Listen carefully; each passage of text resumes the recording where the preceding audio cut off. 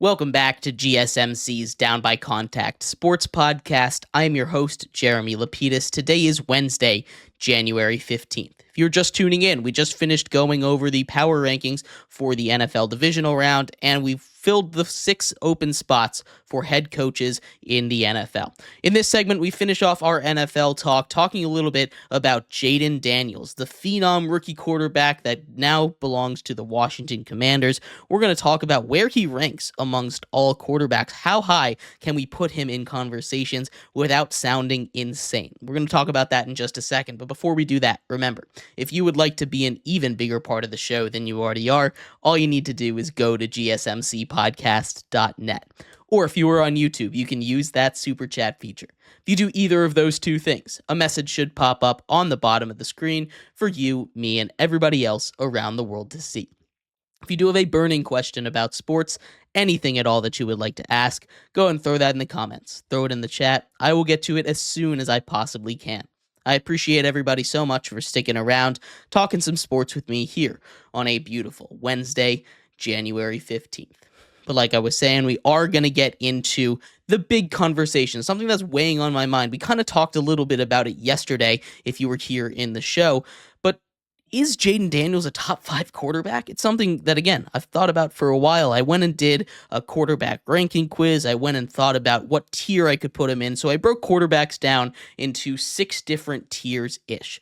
You know, you have your quarterbacks that need some help. Your guys like a Sam Darnold. Your guys like Russell Wilson, Derek Carr, Bo Nix, Justin Fields. These guys in this tier could be pretty good starters, right? They're never going to be elite starters, but they could be Pro Bowl level starters if they get the right supporting cast around them.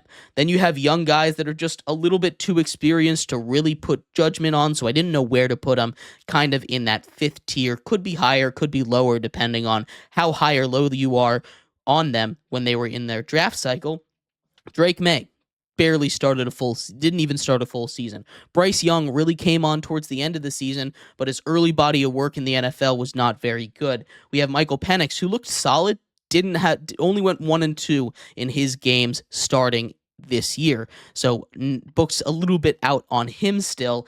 And then you have a guy like Trevor Lawrence, who's dealt with injuries, got that big contract, but still is pretty young. Was drafted just 4 years ago at this point. The book is still a little bit out on him, and Anthony Richardson. These guys are a little bit too young to really put full judgment on them, and I think because of that, we're just going to take a step back and put them in this young tier for now, or this inexperienced tier, to really just sit and think about them a little bit. That's not a tier that I would put Jayden Daniels in. I think he's escaped that with what he's done this season. His consistency and how great he's been, what he did this season. I know he's a rookie. I know he's young, but I think he's escaped that tier and gotten into the real rankings. And this is where it starts, right? You have these guys that could be great year to year. Guys like Brock Purdy, guys like Baker Mayfield, guys like Aaron Rodgers, especially now, right? Earlier, he'd be in that top tier, but not right now. He could be great any given year. Tua, another guy, as long as he stays healthy. And I threw Caleb Williams in this tier, although honestly, probably should have gone in that young tier as well. And then you have this tier 3, and this is where you can start getting into conversations. So I'm going to stop rushing through this now. The 3 tiers that I have left, we're looking at quarterbacks like number 1 to quarterback around 12 to 13, right? This tier I'm going to call the great tier, where they've escaped that mediocrity level, even in just the slightest level. This tier has guys like Kyler Murray and Dak Prescott, maybe near the bottom of it. Jared Goff hanging out near the bottom of that as well. Near the top of this tier, you might have guys like Matt Stafford, who might have fallen off a little bit because of age, but as you see in these last playoff games, continues to dominate, continues to be great. You have Jordan Love and CJ Stroud, Geno Smith, these guys that have won a lot of regular season games, but aren't really, in my opinion at least, poking that top tier of elite quarterback play. And you would be fair in saying that Jayden Daniels belongs in this tier. I think it's completely fair argument to put him in this tier, but if I put him head to head against really any one of those guys, I'm taking Jayden Daniels every time. You go 1 versus 1, who's going to win me this drive? Jayden Daniels versus Matt Stafford, and that's a little bit of a question.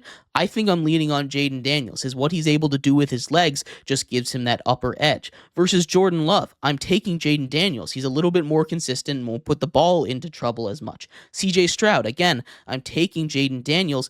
They both had really similar rookie seasons. CJ Stroud he hasn't been able to handle pressure as well as Jayden Daniels has been able to do this season. Geno Smith, as good as he's been great at handling pressure. He's just not that same level of athlete that you have when you're looking at a guy like Jayden Daniels. I'm taking Jayden Daniels over him. Same thing with Jared Goff. When he's got the supporting cast, he's great. When he gets that quick throw out, he's great. But you get him under pressure, he's not that great at handling it. Dak Prescott has been up and down his whole career with interceptions, and Kyler Murray, well, he is that sort of athlete. I just think Jayden Daniels has that arm, that it factor a little bit more than Kyler Murray has throughout his whole career. So I'm taking Jayden Daniels over all of those guys. And that's where you get to this next tier. And I'm going to ignore this next tier for now because I think we have to first establish what that top tier is, right? When I say, is Jayden Daniels a top 5 quarterback in this league, I'm not asking if he's the number 1 quarterback, right? I'm not asking if he's the 3rd best quarterback in the league because I'm not trying to put him in conversations with guys like Patrick Mahomes. I'm not trying to put him in conversations with guys like Lamar Jackson. I'm not trying to put him in conversations with guys like Josh Allen and Joe Burrow, right? Those 4, I think, are the big 4, the Mount Rushmore of quarterbacks in the NFL right now. They are the elite talents that are up there. Mahomes, Lamar, Josh Allen, and Joe Burrow. Those are the ones that you look up to if you are every other quarterback in the league right now. And I think you can put them in just about any order, and I'd be fine with it as long as Mahomes is at number 1. You put 2 through 4 in any order, I'm not going to really bat an eye, right? Those are the 4 best quarterbacks in the NFL, and I don't really think people would argue. But then this question of who is the 5th best quarterback in the league comes to mind. And there's a couple guys that could take it. And I think if you discount Jayden Daniels from this conversation, you're crazy, especially after what he's been able to do this season. There is no reason not to let him in that conversation. You have Jayden Daniels, you have Jalen Hurts, who a little bit inconsistent when injured, but has been really good at times in his career. I think deserves to be in that conversation. Justin Herbert, this is a little bit of a controversial one. He was my QB5 headed into this season. Justin Herbert was, and he didn't do a lot to take me out of it. Now, recency bias is a real thing. When you go up and you show up in your playoff game, one that you were supposed to prove all the haters wrong, that no, you can show up in the playoffs, you're not a playoff choker, and then you throw 4 interceptions in the game, it's not going to look good. And I'm not saying definitively that he is the number 5 quarterback in the league, but he was my number 5 heading in. And I think if you're not allowing Justin Herbert into this conversation after having one bad game, you shouldn't allow Jalen Hurts into this conversation. You shouldn't allow guys like Jordan Love into the conversation or CJ Stroud into the conversation. And then at that point, you're basically just saying no one is that number 5 quarterback in the league. Because outside of those top 4s, I think there is a huge drop-off. I really do.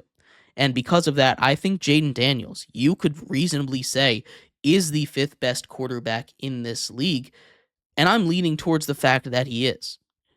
Right now, when I did my rankings, obviously, Mahomes, Lamar, Josh Allen, Joe Burrow. Those are my top 4. Then at number 5, I put Jayden Daniels. Behind him, I put Jalen Hurts, and then Justin Herbert. Those are my top 7 quarterbacks. Stafford at 8. CJ Stroud, Jordan Love at 9 and 10.